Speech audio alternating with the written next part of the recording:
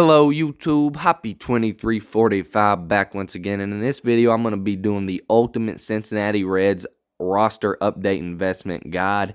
I'm going to look over a lot of these Reds guys, tell you whether or not I think they're a good buy or a bad buy or a hold, a sell, or a buy. Either way, let's go ahead and get into it. Elly De La Cruz, first off, he's a sell. Unless you're holding him to use him or to complete the live series collection, sell him. $38,000 is already over any quick sale in the game. He's not investable. He was the past 2 years. This year, he simply is not. He's too good. He's too high of a price to start the year.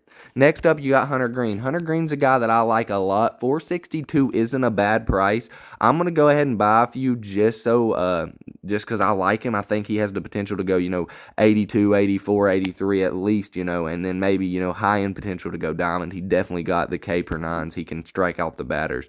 But if you look, his K per nine isn't that high. He definitely deserves a higher K per nine than that and should outperform that in real life and get the update. So for Hunter Green, I would give him a buy rating. And if you go ahead and look at him, he's actually a guy you can flip while you're buying. So what that means is you can sit here and sell him at 536 and then buy him back. See that you're getting 482. Buy him back for 463. You're getting 19 coins per flip. Once you have like 10 Hunter Green, you can buy 10, sell 10. You kind of have to have a base to do that, but I'll show you what I mean here with the next guy, TJ Friedl. TJ Friedl's a guy that's definitely going gold in my mind. He's a dude that's a veteran in the MLB at this point. He's a really good contact bat. You think he's getting a lot of lucky hits, but it's been 3 years in a row of his balls just dropping. So I'm starting to think this Friedl guy just knows how to place the ball, shorten the outfield right over the infielder's head. Guy that really should have a higher contact already. Has been gold. I think he was a gold to start MLB 24. So, and he's also a guy, like I told you, you can sell him. You can sell him for $159 here. Sell however many you want. I'm just going to do 5 here so it's quick for the video.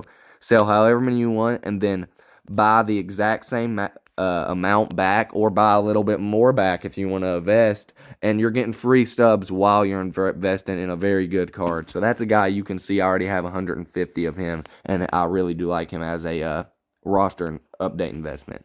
Nick Martinez, I'm going to put him at a hold. If you already have him, you can definitely hold him and see how he does, but he's not a guy that I'm very excited about. I think he'll probably stay silver all year, so I'm actually going to change that. Go ahead and list Nick Martinez as a sell for now. We'll see if he has a few pop-off games, then we'll look to buy him then. Spencer Steer, guy I have 408 of. No orders up currently. I canceled all of them. He's not really flippable right now, but at 92 stubs, I think Spencer Steer is a guy that's definitely going to go up. He's going to go up. I mean, he's a really good hitter. He's a clutch hitter. That clutch is an 81 for a reason. They know. Even MLB The Show, with his little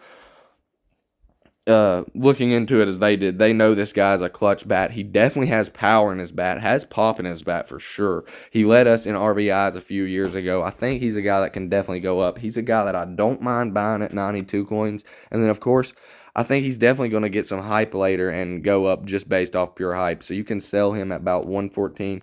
Not a guy you're looking to flip right now, but if the prices change, you can definitely flip him while holding him. Next up, Nick Lodolo, a guy that really is better than Nick Martinez in any Reds fan's mind. This is a guy that has a lot of potential. I would actually put him as a buy right now, but the price is a little bit too high. I would wait until about like 89 coins to really try to buy into him, but if you like Nick Lodolo as much as me and you are a Reds fan and you know what he's about, he's definitely a guy you can go ahead and buy at 102. So I'm going to give him a buy rating, but if you want to wait off and buy when he's a little bit cheaper, you can definitely do that too. And another guy here, Nick Lodolo, is definitely flippable. You're making 125. And you can buy them back for 101. So that's 24 coins per flip there. That's really, really good. So I'm going to hold a few Nick Lodolo from this video. Next up, we got Taylor Rogers, a guy that's not horrible for his price. Definitely could get the boost to silver. Any relief pitcher really can get, just have a hot start and go up to silver. But a guy that's not really too exciting to look at. Then we look down at Matt McLain, a guy that's already at 460. He's been absolutely slugging to start the year. He's actually a guy that I picked as a dark horse MVP. He's more of a dark horse even than Wyatt Langford is because no one else even expects him to win MVP. But me as a fan, I think Matt McLain could go diamond this year. He's been diamond in MLB before. I think it was MLB 23.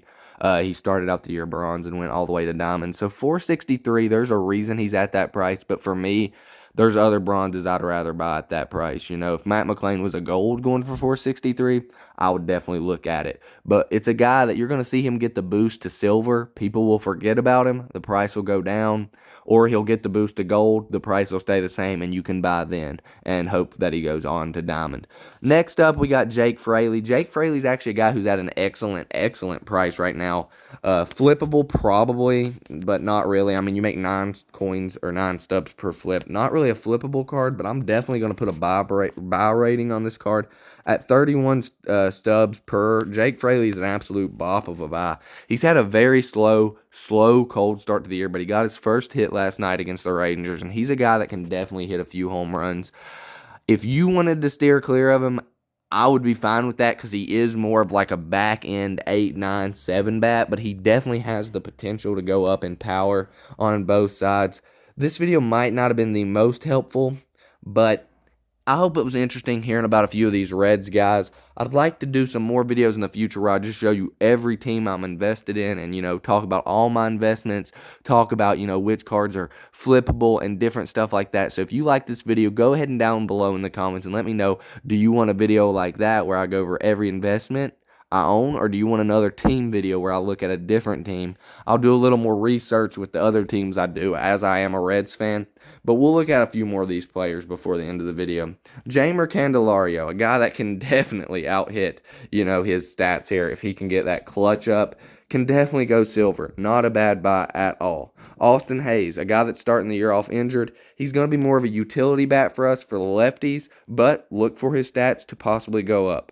Another guy I really like, want to be probably the last guy I talk about, is Andrew Abbott. Andrew Abbott's starting the year off hurt, but he's a guy that can absolutely, as you see, I'm this guy down here at 470 at 26. I'm looking to get him cheap as hell, but when I can get Abbott, I'm looking to hold as many as I possibly can. I think his price will definitely go down to that 26, and some of them orders will go through, and if not, I'll put in some higher, because I actually really like Andrew Abbott. But out of all these more like lower bronze that I talked about at the end of the video, I guess the best one to buy would probably be Andrew Abbott and Jeimer Candelario. Jeimer Candelario can definitely go silver. Abbott can possibly.